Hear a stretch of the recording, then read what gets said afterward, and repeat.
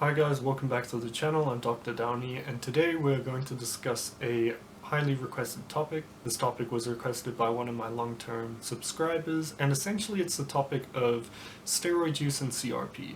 So essentially the hypothesis in the community is that long-term steroid use increases CRP, and this increase in CRP not only is it detrimental to your health, but might affect anabolism. I'll give a simple explanation of what CRP is, but essentially it's a non-specific marker of inflammation. It's most commonly used in the setting of infection, and I know at our hospital we tend to use it to monitor treatment and of specific antibiotics and to see whether or not an infection is responding to antibiotics.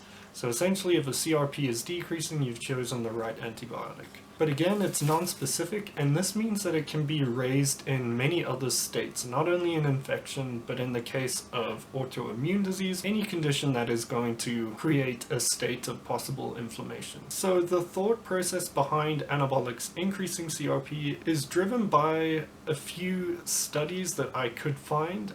There are studies, however, they are low in sample size as well as quality, and they were done by the same author, and I'll just show them on the screen, but essentially in the study they found that those using steroids had higher CRP levels, and it did reach statistical significance. There have been other studies that have tried to replicate this, and most of the time they're cross-sectional studies or observational, which means we shouldn't ignore it because mechanistically it does make sense, since CRP is often linked with atherosclerosis, which we know bodybuilders are at risk of. This could be a potential cause of the early onset of atherosclerosis in bodybuilders.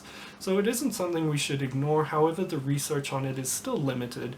And if you try to look for data on it, the sample sizes are between 10 and 20. There haven't been any randomized control trials or cohort trials that I can find that show this effect. Either way, it shouldn't be ignored. So in terms of whether or not CRP will impact your anabolism, there are a few small studies, especially observational studies within the elderly, that show that in sarcopenic, or essentially low muscle mass elderly individuals, CRP is elevated. So the problem with observational data is that we don't know if it's cause or an effect. So we can't say for sure whether CRP is elevated, thus causing a decrease in muscle mass, or the decrease in muscle mass is the reason CRP is elevated, since CRP is found in almost all cells, and the breakdown of muscle is going to increase your CRP. So this might also make you think that perhaps bodybuilders have an increase in CRP, especially anabolic steroid users. However, in these small-scale studies, they compared them to bodybuilders who were not using steroids, and they found that CRP was still elevated in these individuals who were using steroids as opposed to those who were exercising but not using steroids. And they have shown that CRP does increase after exercise, however it is an acute effect and it doesn't last more than a few minutes. But what we want to know is whether this chronic elevation does in fact impact your anabolic ability, because this would lead one to conclude that long-term blasting and cruising, if it does increase your CRP, might in fact be detrimental not only to your health but to building more muscle. And from the data that I could find, there haven't been any formally published systematic reviews,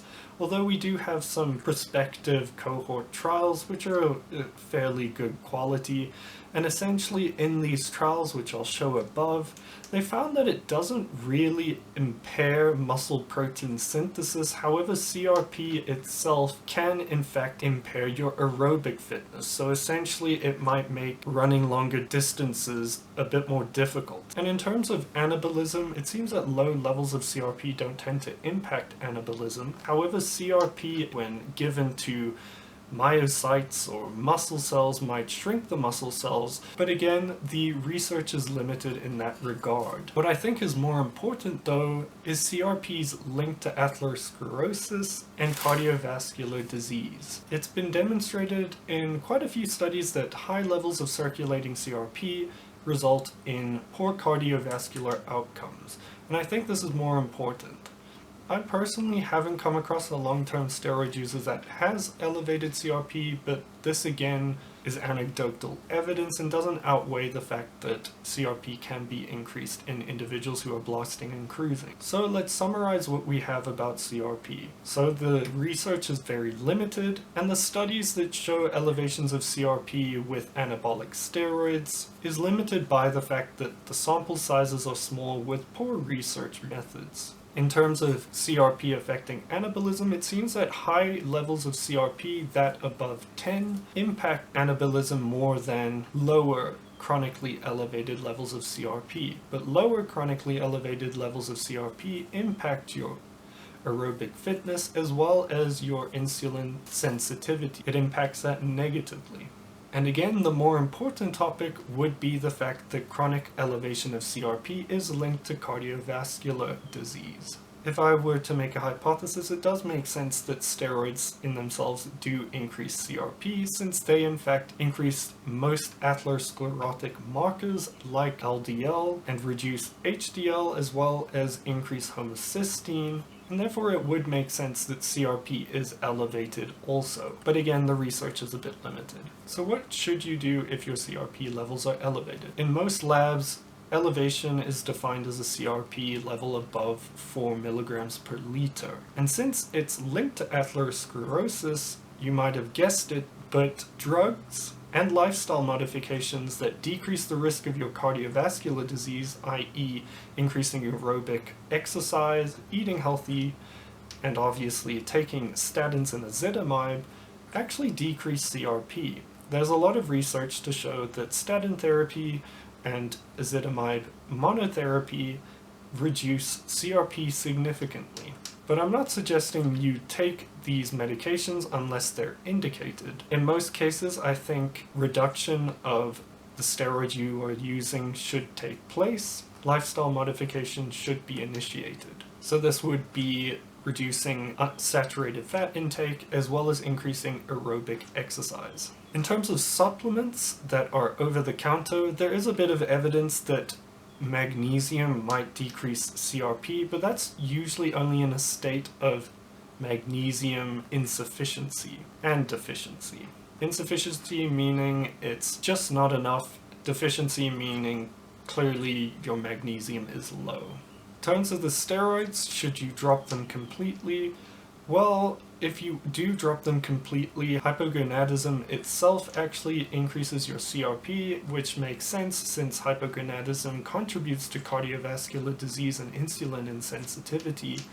So my best advice is either PCT or initiate testosterone replacement therapy, because there's a lot of research that states that CRP decreases once TRT is initiated in men who are hypogonadal. So I hope this helps explain CRP a little bit. I'm sorry there isn't that much research on it and I can't give more data on it and a more formulated opinion on it. But this is all I have and all I know about CRP. And if you have data that I've missed, I'd love for you to share it just so that I can educate myself, because it's difficult to find every single article on it, and it can be quite time-consuming at times. But anyway, let me know what you think in the comments down below, and I will see you in the next video.